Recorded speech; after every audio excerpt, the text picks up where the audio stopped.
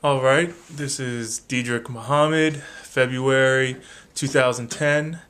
I do work for the Institute for Policy Studies on race and equality, and I thought this Black History Month I might share with some Black history by people who actually lived through some important events in our history. And I thought I would start off with my mother sharing some of the civil rights struggle which she was a part of and which she lived through.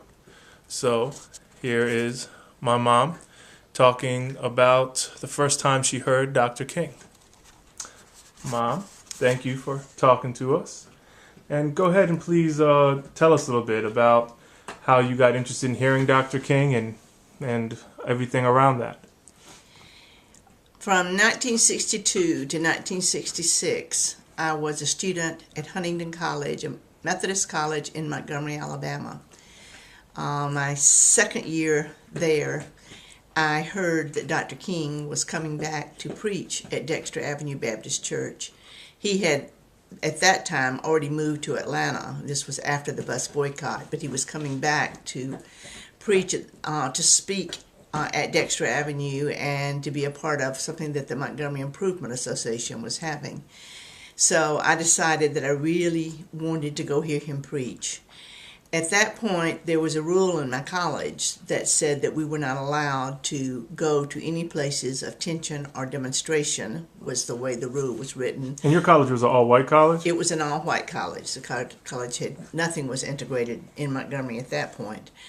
So I decided that I would tell the president of the college that I was going, because I knew that there could be problems with the police or someone if I went. And I did tell him that I was going to go. He requested that I not go and shared with me that I would probably be expelled if I went. But I told him, and that it was very clear to me that God was calling me to go that night and hear this man who I had never heard preach, had never read anything by him, but I needed to hear what he had to say. What made you want to go here, Dr. King? One thing, I was majoring in religion and philosophy, and I had read a lot of Dietrich Bonhoeffer, and that was the theologian that was most important in my life. And really understanding his call to stand up against injustice in Germany during World War II. And in reading that, I thought, it's my time. I'm being called to go hear Dr. King preach.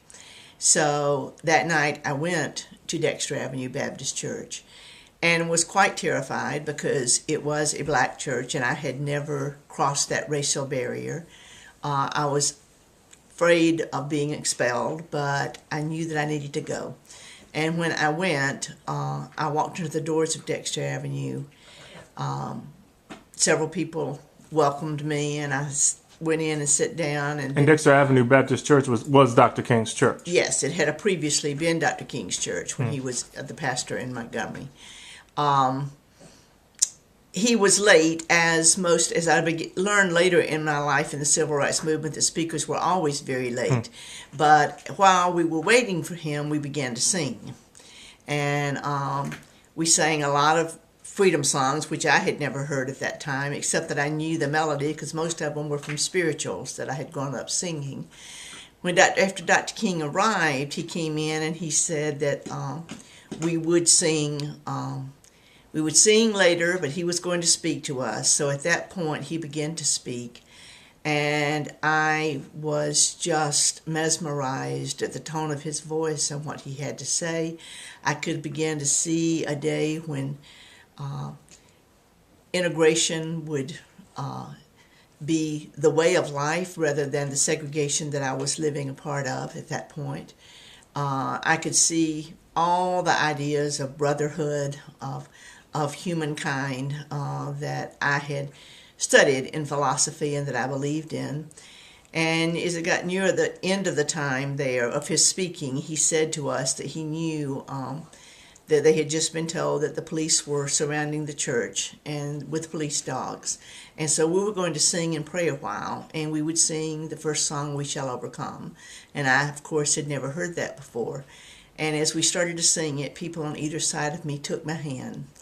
And we began to sing, and we got to the verse, We Are Not Afraid Today. He said, okay, I know you're afraid, I know we're all afraid, but we're just going to keep singing this till we're not afraid anymore. So I remember with tears in my eyes singing We Are Not Afraid, and knowing that with God's help I could learn not to be afraid in this movement. And by the end of the time we sang that, I was not afraid anymore. It was just an amazing experience, and I felt for the first time that I understood what the community of God meant, what the church really was called to be. And at that moment, I was called by God to be a part of a revolution. And I knew that it was God's calling. And from then on, I began to be involved in the civil rights movement in Alabama. And through the courage of people and the insight of prophets like Dr. King, was able to receive the courage that I needed to do the things that would separate me from family and friends and a lot of the security that I had known in the past. Thanks, Mom, for sharing your Black History moment. And I